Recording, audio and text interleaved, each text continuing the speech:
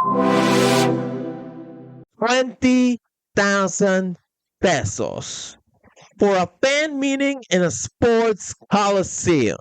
CETV fam, the community isn't just shocked. They are in a state of absolute revolt. For the first time, we aren't just seeing complaints. We are seeing a coordinated movement. The taglines, boycott SBT, boycott FNF are everywhere. And the anger is bone deep. Is management pushing fan loyalty to a breaking point, or are we witnessing the start of a massive fallout in Cebu? We need to talk about the AHOF for Love in Cebu crisis. What's up, everyone? Welcome back to the channel. Today, we're breaking down a massive PR disaster. AHOF is returning to the Philippines for the third time in 6 months with 2 shows at the Cebu Coliseum. But instead of excitement, the hashtag AHOF Cebu FanCon is filled with calls for a total boycott before the January 25th ticket launch. Fans are calling out what they see as corporate greed, using tags like hashtag SBTOWN corrupt and even hashtag FNF racist to voice their frustration with how the local market is being treated. Before we dive into these numbers, hit that subscribe button. Things are moving fast and you need to stay in the loop. Let's get into the receipts. The top tier Agape package is a staggering 20,000 pesos.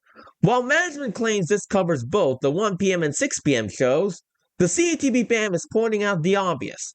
20,000 pesos for a seat in the Cebu Coliseum, which isn't exactly a premium theater, is a massive ask. But the real source of the SBTOWN corrupt allegations? The Pragma tier at 12,000. When you pay 5 figures, you expect a guaranteed experience. Instead, fans are outraged that core benefits like fan sign slots and signed merch are hidden behind a raffle system. You're essentially paying a premium price for a chance to win. The community is asking, why are we gambling 12 to 20,000 pesos?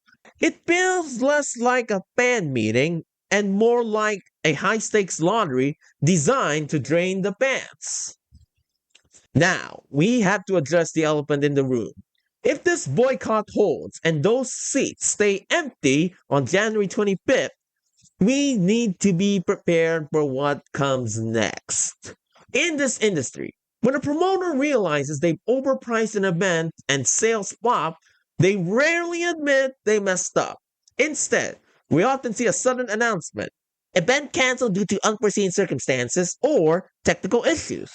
By pushing these prices for the third visit in half a year, SBTOWN and FNF backed themselves into a corner.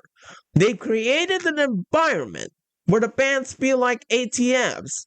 If the boycott works, don't be surprised if management pulls the plugs and blames logistics rather than their own pricing strategy. The boycott SBT, boycott FNF movement is gaining traction because fans are tired of oversaturation.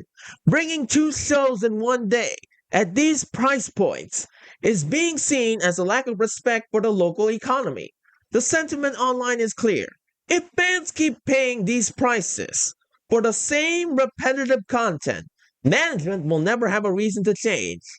The hashtags hashtag SBTOWN corrupt and hashtag FNM racist are trending because the community feels there's a double standard in how international fans are treated versus the local Filipino fan base.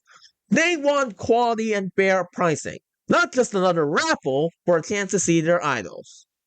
So, CTV fam, I'm handing the mic to you. Is 20,000 pesos ever justifiable for a fan con? Or has management completely lost the plot? Do you think the boycott will force a price change? Or are we headed in for a technical cancellation? Drop your thoughts below and I'm reading every single comment for this one. Make sure you like this video to spread the word and subscribe for the latest updates on the AHOF Cebu FanCon situation. We'll see you in the next one.